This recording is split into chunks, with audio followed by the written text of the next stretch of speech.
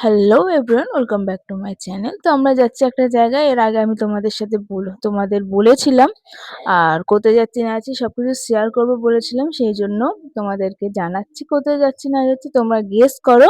তো আমরা সকালবেলা 3:30-র সময় ঘর থেকে বেরিয়ে গেছিলাম, আর স্টেশনে পৌঁছেছিলাম 4টের সময়। আর আমি যখন ভয়েসটা দিচ্ছি তখন আমি অলরেডি ঘরে চলে এসেছি। তোমরা যখন এটা দেখবে তখন আমি অলরেডি ঘরে চলে এসেছি। তো তোমরা গেস করে অবশ্যই জানিও আমি কোথায় গেছি না গেছি।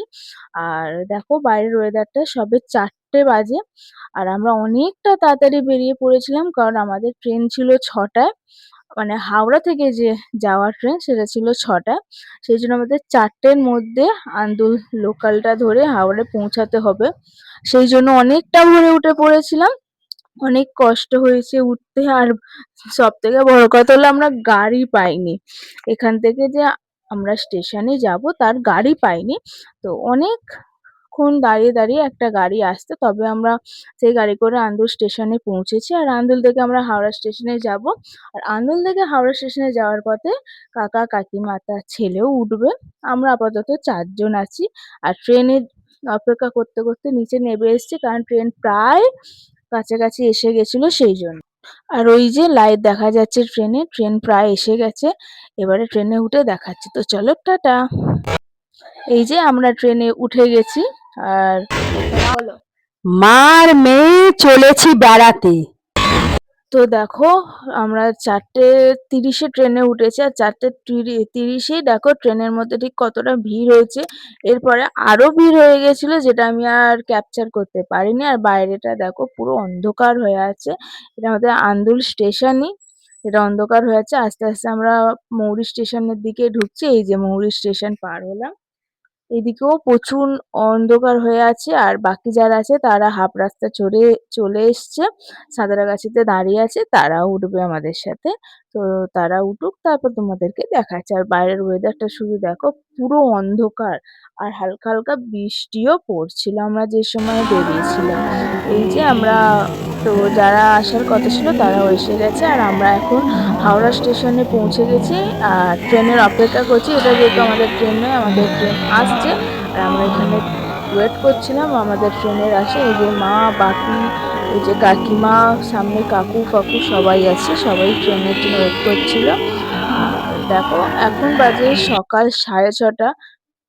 তারপরে আমরা ট্রেনে উঠে পড়ার পর একটুখানি চা খেয়ে নিচ্ছিলাম গরম গরম সবাই মিলে। এই যে সবাই মিলে চা খেয়ে দিয়ে খুব মজা করছিলাম, আনন্দ করছিলাম। আর এই যে এদিকে রাজু কাকু আর আমার বর হাই হ্যালো করছে আমার ভিডিওর মধ্যে। আর এই যে দেখো আমরা হাওড়া স্টেশন থেকে গন্তব্যের দিকে এগিয়ে যাচ্ছি। আর মোটামুটি তখন 6:30 পৌনে 7টা হবে। বাইরের ওয়েদারটা দেখো পরিষ্কার হয়ে গেছে, বৃষ্টিও থেমে গেছে, রোদ হালকা হালকা দেখা দিচ্ছে। আর আমরা যেখানে গেছিলাম সেই জায়গায় পৌঁছে গেছি। এই যে বিষ্ণুপ্রিয়া হল্ট। তোমরা এখন তো অনেকেই বুঝে গেছো যে আমি ঠিক কোন জায়গায় গেছি বা আমরা কোন জায়গায় গেছি। তারপর আমরা এখানে বসে একটু টিফিন করে নিয়েছিলাম, করে নেওয়ার পর এখানে সব ওয়েট করছিলাম টোটোর জন্য। তো এই যে সবাই এখানে বসে আছি, এখানে আমরা একটু ছবি টবি তুলে নিয়ে তারপরে এগিয়ে গেছি।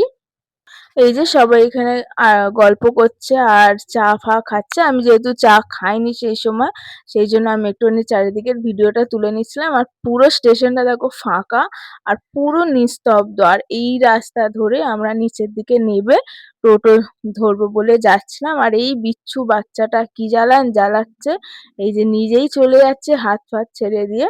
এই রাস্তা দিয়ে আমরা নিচের দিকে নেবে তারপরে টোটো ধরেছি। কিন্তু এই জায়গায় এসে অনেকটা ঠকিয়ে দিয়েছে আমাদেরকে। কারণ আমরা অন্য রাস্তা দিয়ে এসেছিলাম আর আমাদের বলা হয়েছিল এই দিক দিয়ে গেলে তবেই টোটো পাবে, অন্য জায়গা দিয়ে গেলে টোটো পাবে না। তো তোমরা যারা যারা নতুন যাচ্ছ তারা অবশ্যই এই জিনিসগুলো একটু লক্ষ্য রাখো যে কোন দিক দিয়ে গেলে ঠিক সঠিক রাস্তাটা পাবে। কারণ প্রচুর খরচা হয়ে গেছে আমাদের উল্টো রাস্তা দিয়ে যেতে গিয়ে, ডবল ডবল করে টোটো ভাড়া সবকিছুর দিক দিয়ে অনেক খরচা হয়ে গেছে। তোমরা যারা নতুন যাচ্ছ তারা অবশ্যই একটু লক্ষ্য রাখো। এই যে তারপর আমরা আস্তে আস্তে টোটো উঠবো বলে এগিয়ে যাচ্ছি, সবাই আসছে।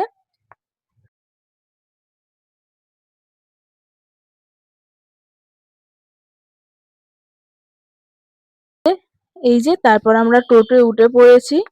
আর আমরা দুটো টোটো করেছিলাম, যেহেতু আমরা ৭ জন ছিলাম, একটা টোটো ধরবে না, সেই জন্য দুটো টোটো করেছিলাম। আর দুটো টোটো করে একটায় আমরা মেয়েরা গেছিলাম আর একটায় ছেলেরা গেছিল।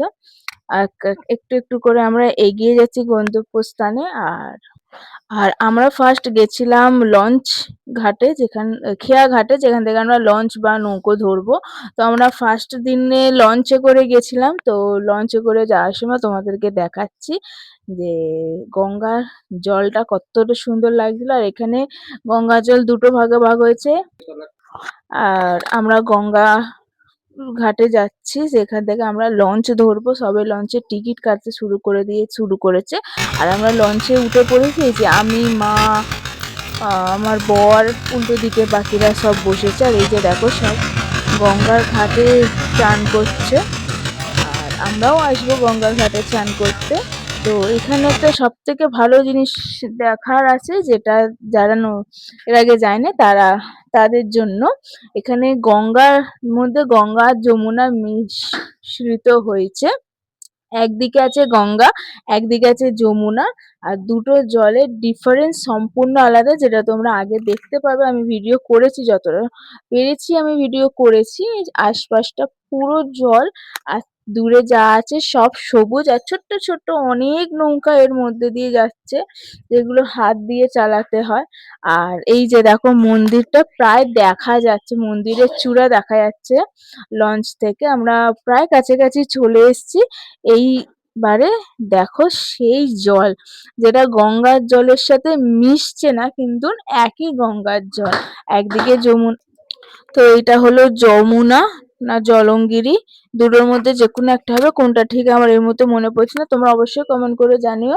আর কি কারণে এই দুটো জলের কালার এতটা ডিফারেন্স, এতটা আলাদা, তোমরা কমেন্ট করে জানিও। আমি জানলে পরের ভিডিওতে আমি তোমাদের বলে দেবো কিসের জন্য এই জিনিসটা হয় আর কেনই বা হয়। আর দেখো জলের কালারটা আমার ভীষণ ভালো লেগেছে এই জায়গাটা। তারপরে আমরা রুম বুক করার জন্য এপারে চলে এসেছিলাম। সবে রুম বুক করতে গেছিলাম আমরা। ৩-৪ জনে এপারে বসছিলাম, কারণ প্রচন্ড গরম, প্রচন্ড রোদ উঠেছিল। তোমরা ওয়েদার দেখে বুঝতে পারছো কিনা জানি না, তো প্রচুর রোদ উঠেছিল, আমরা আর হাঁটতে পারছিলাম না। সেই জন্য আমরা ছোটরা বসেছিলাম, আর বড়রা সবাই গেছিল রুম বুক করতে। আর ওরা খুবই সুন্দর একটা রুম, খুবই সুন্দর ৩খানা রুম, যেহেতু আমাদের লাগবে ৩খানা রুম দেখে এসছে। আর কোথায় রুম নিয়েছি, কি রুম নিয়েছি, কত টাকা নিয়েছে না নিয়েছে সবকিছু আমি তোমাদের ক্যাপশনে দিয়ে দেবো। বেশ ঘরটা বেশ বড়সড় আছে, সুন্দর ঘর। তো চলো যাওয়া যাক বাইরের দিকে। কাকুদের বাড়ি। এই হলো কাকু আর কাকিমাদের রুম। ঘরটাও বেশ বড় সড়ো আছে, আর বেশ ভালো আলো আছে। দেখো আমরা এখন যাব খাবার খেতে, লাঞ্চ করতে যাবো। তো কোথায় লাঞ্চ করব, কি লাঞ্চ করব দেখে চলো। এই হলো কাকিমা, আর পিছনে এই যে মা তাকিয়ে আছে। কাকে করছিস? এই যে সিঁড়ি আছে, ব্যালকনি আছে, এই ওপরে আয়। দেখো ওয়েদারটা দেখো কি দারুণ হয়ে আছে। একটু বৃষ্টি পড়ছে, বৃষ্টিও পড়ছে হালকা হালকা। দেখো আমরা এখন যাচ্ছি খেতে। তো চলো খেয়ে নেওয়া যাক। একটা সুন্দর এইদিকে হাই কর।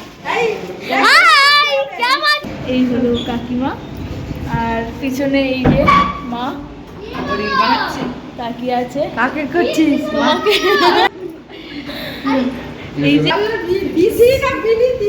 সিঁড়ি আছে, ব্যালকনি আছে, এই ওপরে আয়। দেখো ওয়েদারটা দেখো কি দারুণ হয়ে আছে। একটু বৃষ্টি পড়ছে, বৃষ্টিও পড়ছে হালকা হালকা। দেখো তারপরে আমরা গেছিলাম লাঞ্চ করতে। নিরামিষ যেহেতু খাবার, নিরামিষ খাবার খেয়ে নিয়েছি। এই যে দেখো, তারপরে আমরা বিকাল একটুখানি রেস্ট নিয়ে বেরিয়ে গেছিলাম খুবই বিকাল বিকাল ঘোরার জন্য। আর এদিকে প্রচুর মন্দির আছে, সবকটা মন্দির আমার খুব ভালো লেগেছে। সবথেকে বেশি ভালো লেগেছে লোটাস মন্দিরটা। আর প্রত্যেকটা মন্দিরই চূড়া মতন, আমার তো ভীষণ ভালো লেগেছে। সবাই এখানে ঘুরতে, অনেকে এখানে ঘুরতে এসছে, অনেকে শিব ঠাকুরের মাথায় জল ঢালতে এসছে, মানে জল ঢেলে এখানে ঘুরতে এসছে তারকেশ্বর থেকে, বা অনেকে যাচ্ছে তারকেশ্বরে এখান থেকে। তো সেই জন্য প্রচুর ভিড় হয়েছিল, আর আমরা খুব মজা করেছি, খুবই আনন্দ করেছি। তোমরা চাইলে ১ দিন কি ২ দিন ট্যুরে মায়াপুর অবশ্যই ঘুরে আসতে পারো, ভীষণ সুন্দর লাগবে। কিন্তু একটু সাবধানে থেকো, কারণ এখানে ঠকানোর লোক অনেক আছে, অনেককে ঠকিয়ে দেয়। আর এখানে সবথেকে আমার খারাপ লেগেছে, ঠাকুর দেখতে ঢুকতে গেলে আমাদেরকে টাকা দিয়ে তবে ঢুকতে হবে। অনেক মন্দির আছে এরকম যেখানে টাকা দিয়ে ঢুকতে হবে, সেই জন্য সেইসব মন্দিরে আমরা ঢুকিনি। আর এখানে দেখো পরপর ১টা ২টো ৩টে ৪টে চূড়া দেওয়া, এখানে প্রচুর মন্দির আছে, প্রত্যেকটা মন্দিরই চূড়া দেওয়া, আমার তো ভীষণ ভালো লেগেছে। তো তোমরা একটুখানি লক্ষ্য রাখো।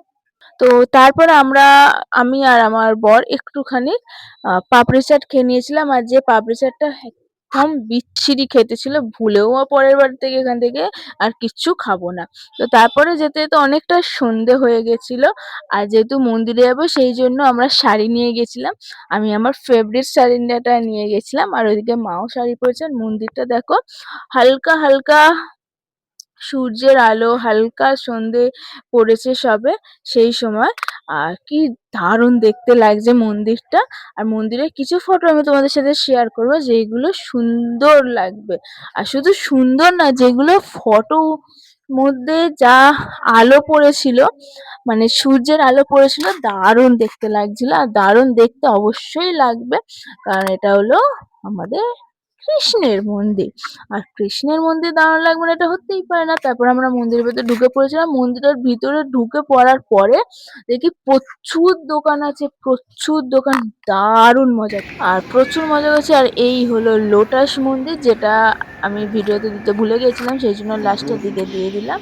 তো নেক্সট ভিডিও নিয়ে আসছি খুব তাড়াতাড়ি, অবশ্যই চ্যানেল সাবস্ক্রাইব করে দিও, লাইক করে দিও। Tata, bye bye.